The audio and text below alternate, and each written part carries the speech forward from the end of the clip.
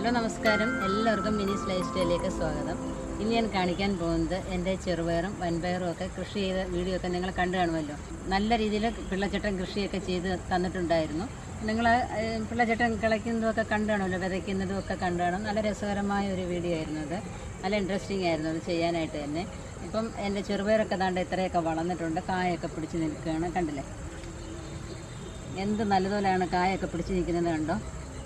കാണുന്നുണ്ടോ നിങ്ങൾ? അപ്പോൾ നമ്മുടെ ചെറുപയറിൻ്റെ പൂക്കളൊക്കെ കണ്ടില്ലേ, അതൊരു മഞ്ഞ കളറാണ് അതിന്. മറ്റേ വൻപയറിൻ്റെ പൂക്കളാണെങ്കിൽ ഒരു വയലറ്റ് കളറാണ്. അപ്പോൾ നമ്മൾ ഓരോന്ന് നടുമ്പോഴാണ് നമുക്കത് മനസ്സിലാവുന്നത്.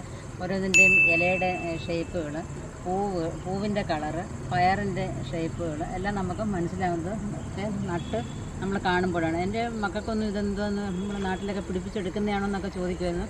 പക്ഷേങ്കിൽ ഇതൊക്കെ കണ്ടപ്പോഴാണ് അവർക്ക് മനസ്സിലാവുന്നത് ഇതൊക്കെ നമ്മുടെ പറമ്പിലൊക്കെ പിടിക്കുമല്ലോ എന്ന് അവർക്ക് തന്നെ മനസ്സിലാവുന്നത്. വൻപയറിനേക്കാളും കൂടുതൽ ചെറുപയറാണ് നല്ലതുപോലെ പിടിച്ചിരിക്കുന്നത്. പക്ഷേങ്കിൽ ഒരു കാര്യമുണ്ട്, ചാഴിയുടെ ഭയങ്കര ശല്യമുണ്ട്. ഈ ചാഴിക്ക് എന്തെങ്കിലും ഉപാധികളുണ്ടെന്നുണ്ടെങ്കിൽ നിങ്ങളൊന്ന് പറഞ്ഞു തരിക, കമൻറ്റിൽ അറിയിപ്പിക്കുക. അപ്പം നിങ്ങൾ ആരെങ്കിലും പറഞ്ഞു തരികയാണെന്നുണ്ടെങ്കിൽ ഞാൻ അടുത്ത വീഡിയോയിൽ എല്ലാവർക്കും അത് പ്രയോജനപ്പെടുന്ന രീതിയിൽ പറഞ്ഞു കൊടുക്കുന്നതായിരിക്കും. ഈ പയർ മിഥുനമാസത്തിൽ നട്ടപ്പോൾ ഞാൻ കരുതി എന്തെന്നറിയാമോ, ചിങ്ങമൊക്കെ ആകുമ്പോഴത്തേക്ക് പയറൊക്കെ പിച്ച് പരിപ്പേറിയൊക്കെ വെക്കാമെന്ന് വിചാരിച്ചു കേട്ടോ. പക്ഷേ അത് നടന്നില്ല. 2 ആഴ്ച കൊണ്ടൊക്കെ എടുക്കും പരുവായിട്ട് വരാനായിട്ട്. ഇപ്പം നല്ലതുപോലെ എന്തെങ്കിലുമൊക്കെ നിൽക്കുകയാണ്. അപ്പം നിൽക്കുന്ന കാണുമ്പോൾ തന്നെ ഒരു ഭയങ്കര സന്തോഷമാണ് കേട്ടോ. അതെന്താ നമുക്ക് നല്ല കൊലയായിട്ട്. ഇതാണ് ചാഴി എന്ന് പറയുന്ന സാധനം. നമ്മൾ അടിച്ചു വന്നാൽ പോലും അത് ചാവത്തില്ല, അത് പോയി. ഭയങ്കര ആരോഗ്യമാണ് കേട്ടോ അതിന്. അപ്പം കുറേ ഉണ്ട്. അപ്പം അതിന് എന്തെങ്കിലും പ്രതിവിധി ഉണ്ടെങ്കിൽ നിങ്ങൾ ആരെങ്കിലും ഒന്ന് പറഞ്ഞു തരിക. എല്ലാവർക്കും പ്രയോജനപ്പെടുന്ന രീതിയിൽ ഞാൻ അടുത്ത വീഡിയോയിൽ പറഞ്ഞു തരുന്നതായിരിക്കും. അപ്പം കണ്ടില്ല, എല്ലാത്തിലും ഒരെണ്ണത്തിൽ തന്നെ ഇത്ര പയറാണ് പിടിച്ചേക്കുന്നത്. എന്ത് രസമാണ് കാണാൻ. ഇതൊക്കെ ഒന്ന് നടുമ്പം മാത്രമേ നമുക്ക് ഇതിൻ്റെ സന്തോഷം മനസ്സിലാവുകയുള്ളൂ. അതെ, എന്തോരം പിടിച്ചേക്കുന്നുണ്ടോ ഇങ്ങോട്ട് കണ്ടോ?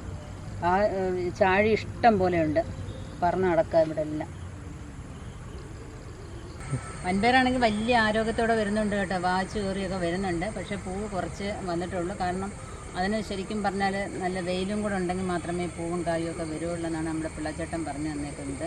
അപ്പോൾ അന്ന് തൊട്ട് അങ്ങ് മഴ തന്നെ, നട്ട അന്ന് തൊട്ട് മഴയാണ്. എന്നാലും ഇത്രയൊക്കെ കിളിച്ചല്ലോ എന്ന് ഓർക്കുമ്പോഴാണ് അതിലേറെ സന്തോഷം. അപ്പം വൻപയറും കണ്ട് ഇതേപോലെ നല്ലോണം അങ്ങ് വളർന്ന് അരച്ച് നിൽക്കുകയാണ്. അപ്പോൾ കായും പൂവൊക്കെ ഇങ്ങനെ വരാൻ തുടങ്ങിയിട്ടേ ഉള്ളൂ അതിനകത്ത്. ഇതിൻ്റെ ഇല വേണമെങ്കിൽ നമുക്ക് പിച്ച് തോരൻ വയ്ക്കാം, പരിപ്പ് കറിക്കകത്തിടിയോ തോരൻ വയ്ക്കുകയോ ഒക്കെ ചെയ്യാൻ നല്ലതാണ്. പിന്നെ ഒരു വെയിലൊക്കെ കണ്ടെങ്കിലേ ഇതിൽ നല്ലതുപോലെ പയറൊക്കെ പിടിക്കുകയുള്ളൂ. ഇതിൽ പൂവും കായും ഒക്കെ വരാൻ തുടങ്ങിയിട്ടേ ഉള്ളൂ. 1 മാസം കൂടെ ഒക്കെ പിടിക്കും നല്ലതുപോലെ പയറാവാനായിട്ട്. നിങ്ങൾക്ക് ഓർമ്മയുണ്ടോ എന്നറിയില്ല, 2 പണയുടെയും ഇടയ്ക്കായിട്ട് കപ്പയും നട്ടിരുന്നു. കപ്പയും ഇത്ര ആയിട്ടുണ്ട്. നമ്മൾ പയർ പറിച്ച് കഴിയുമ്പോഴത്തേക്കും നമ്മുടെ കപ്പയ്ക്കും ചെക്കി അടുപ്പിക്കാറാവും. അപ്പം പയറൊക്കെ പറിച്ച് കഴിയുമ്പോഴത്തേക്കും അതിൻ്റെ മൂടൊക്കെ നമ്മൾ ഈ ചീനിയുടെ പാത്തിയിലിട്ടിട്ട് നമ്മൾ പിന്നെ കുറച്ച് വളവും കൂടെ ഒക്കെ ഇട്ട് വെട്ടിയെടുപ്പിച്ചിട്ടേക്കുക. അപ്പം ചീനിയും നല്ലതുപോലെ വന്നോളും. അപ്പം നിങ്ങൾക്ക് ഈ ചെറുപയറിൻ്റെയും വൻപയറിൻ്റെയും അപ്പോൾ അതിനിടയ്ക്കുള്ള കപ്പയുടെയും കൃഷി രീതി ഇഷ്ടപ്പെട്ടു എന്ന് വിചാരിക്കുന്നു. അപ്പോൾ ഇഷ്ടപ്പെട്ടു എന്നുണ്ടെങ്കിൽ ലൈക്ക് ചെയ്യാനും ഷെയർ ചെയ്യാനും മറക്കരുത്. അപ്പോൾ മറ്റേ കാര്യം ഞാൻ പറയണ്ടല്ലോ, നിങ്ങളങ്ങ് ചെയ്തോളൂ എന്ന് ഞാൻ വിചാരിക്കുന്നു. അപ്പോൾ അടുത്ത വീഡിയോയിൽ കാണുന്നവരെ ഞാൻ മിനി, നന്ദി, നമസ്കാരം.